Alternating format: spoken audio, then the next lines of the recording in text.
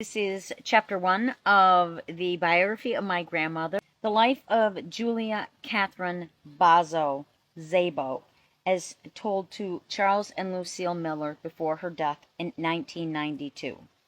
Chapter 1. Szentes. She was born in Szentes, Hungary, November 27, 1898, to Joseph Bazo and Juliana Kiss Bazo. Her birth certificate notes her name as being Juliana like her mother, but she was always called just simply Julia. Joseph had first married Juliana Kiss's older sister and had a daughter, Ethel, by her.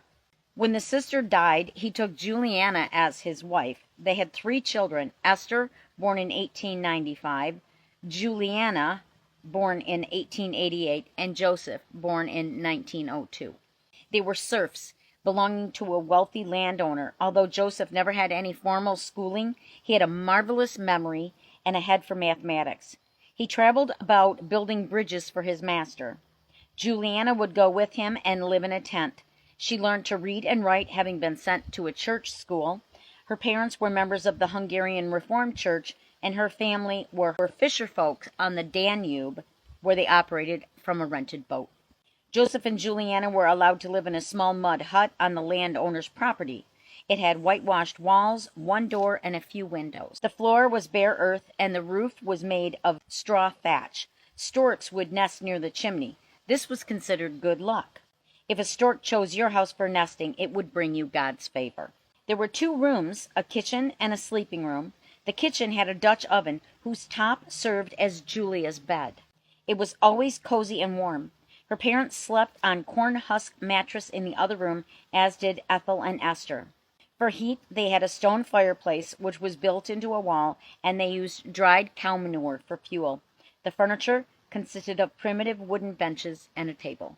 To provide for their meals, they kept pigs, a cow for milk and butter, ducks for eating, which is still a favorite holiday meal for Hungarians, and geese, which were raised for their down. These were later plucked alive, spring and fall, for their down, and it was used to make pillows and comforters called aduna.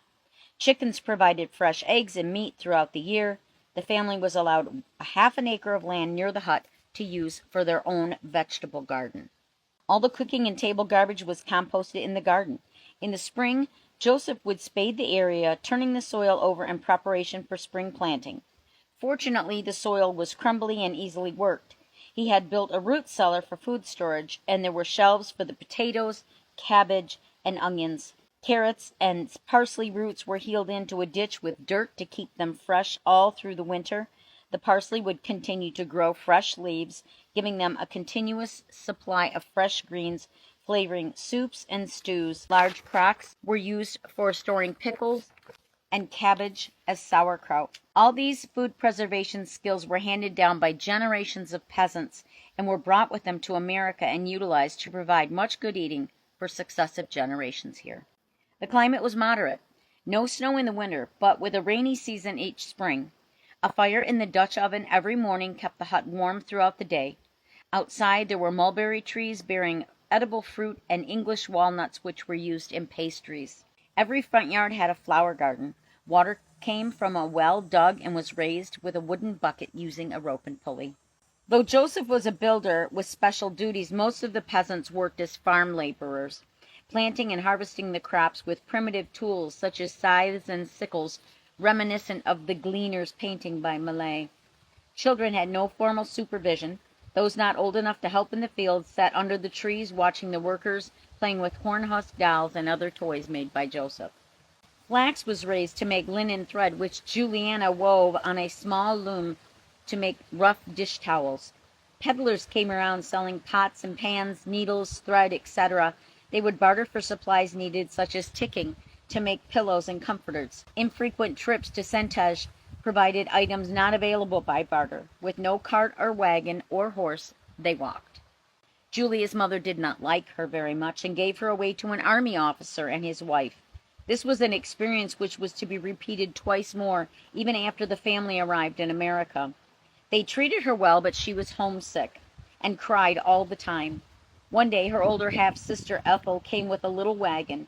Julia crawled through a hole in the fence, and Ethel covered her up with a blanket so that no one could see her and took her back home. Juliana relented and let her stay.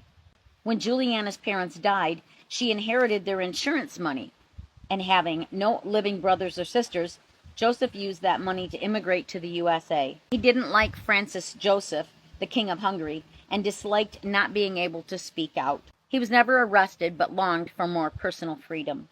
He came to the United States in 1903 and found work in the coal mines in Kentucky across the river from Martins Ferry, Ohio.